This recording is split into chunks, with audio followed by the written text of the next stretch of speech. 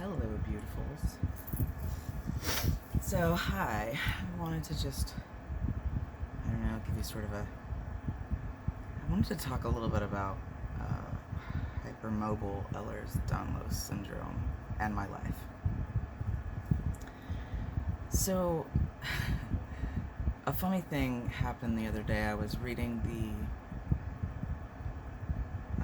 symptoms that COVID-19 people have after they get well. And it's a crazy list. I mean, people are not just getting well. And I noticed that these symptoms really matched up with pretty much how I live every day. Some of them may go into my flare days as well. And I don't know. I guess the fact that they were just so like shocked and horrified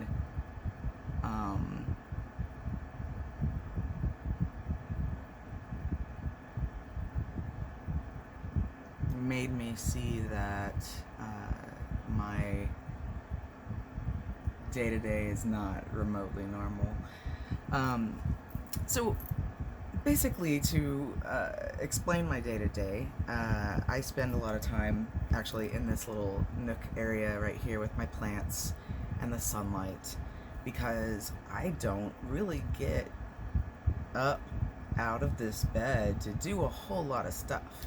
I mean, I do when I can, but like there's a lot of pain in my legs, especially in my hips, that makes it very exhausting to try and walk. I can walk, obviously. I mean, anyone who knows me, who's probably the only people watching this, let me know in the comments if I'm wrong. Yeah, my legs hurt, and it keeps me from staying up too long. So I did made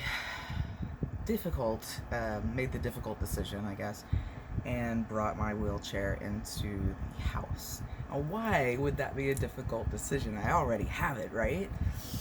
I mean, no big deal. It's just going from, there's this tool, you can freaking use it. Okay, yeah, sure. But, like, when you're actually talking about, yourself. Oh, look, I get some rainbows on this feeling. When you get some, like,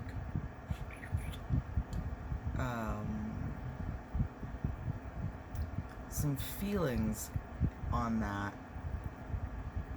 and you really look at it and why there's a difference in, having the tool for when you're on long, trips out of the car, and then now all of a sudden you're like using it in the house.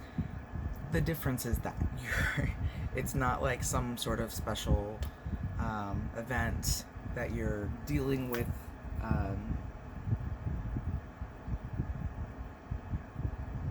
being on wheels. You have to sort of embrace this new idea of yourself as being like all the time disabled. Okay, well, yeah, I've been all the time disabled for a long time now.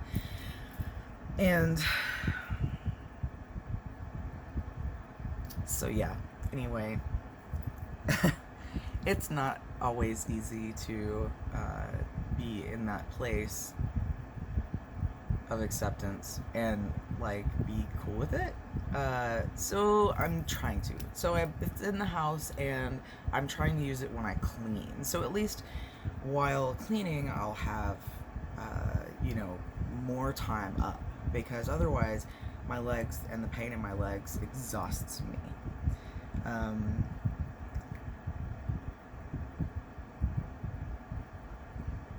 Being up longer gives me more options. Hey, kitty.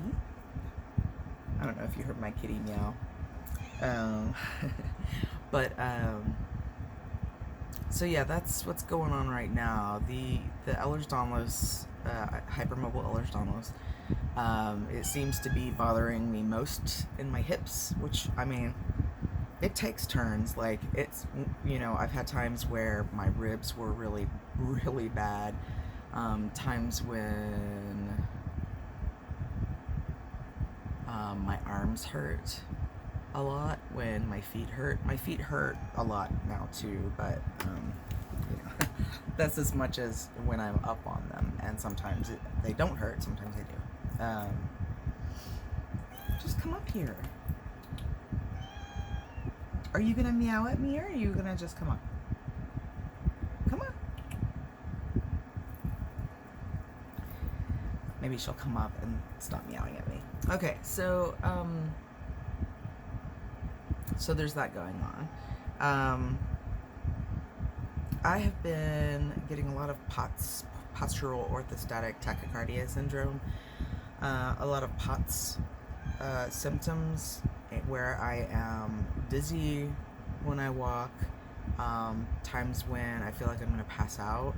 I somehow managed to get a virus or something maybe like 2 months ago, and I have no idea how. Like, we have not done anything except like go to curbside and CVS. So, I mean, it's possible that there's been some sort of vector there.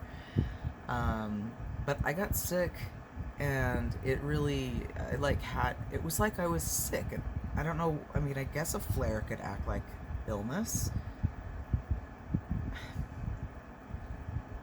I mean, if that's so, and that's just what a flare looks like, oh, jeez. And so I've spent the last, 2 months getting over this illness experience, and, that's pretty much impacted everything. Like, I went from tilling my gardens to not getting out of bed for 2 months. So, yeah, that impacts my whole household and world, and I get brain fog, so I don't even call people, so I've been more out of touch with family. I do what I can. I really do the most that I'm able, but sometimes it's really hard to know what I'm going to be able to do from day to day. I may be up and cleaning house and working hard on, projects one day, and then the next day, I don't know what I'm doing. Like, I lose time. It's just gone. I guess that I am scrolling Instagram, or fiddling with stuff around my bed. I mean, that's part of why this stuff is here, is because it gives me something to focus on that's positive and beautiful and productive and creative. And it's fun. It's fun, and it sort of gives me outlet, and because if you live in a constant state of input, it's like you get constipated. I guess emotionally and mentally, you're always putting in news and information and pictures and ideas, but you're never actually getting them out. Now, once you start getting them out, it's like there's this big relief and this feeling of I don't know, emptiness. So, I guess a manic state would be more like diarrhea. And then just being in a place of creativity would be, a good, healthy system. I think our emotional and creative systems need regularity as much as our bodies do. Tell me how you get into a creative state when you've been kind of constipated creatively. And if you object to that, that word, I totally understand.